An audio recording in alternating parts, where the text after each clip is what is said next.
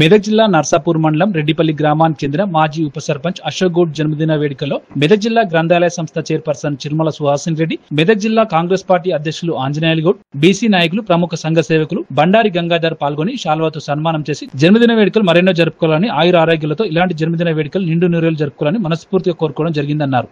అనంతరం రెడ్డిపల్లి గ్రామ పంచాయతీ పరిధిలో ప్రజలకు సురక్షితమైన మంచినీటిని అందించడానికి మినరల్ వాటర్ ప్లాంట్ ను తన సొంత నిధులతో రిపేర్ చేయించారు. అనంతరం గ్రామంలోని వృద్ధులకు చేతికర్రలను అందించారు.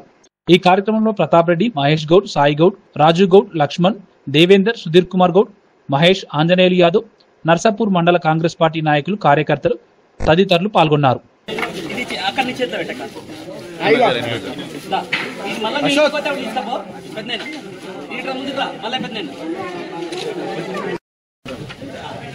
జనార్దన్ పటేల్ కూడా ఒకటి కావాలన్నారు.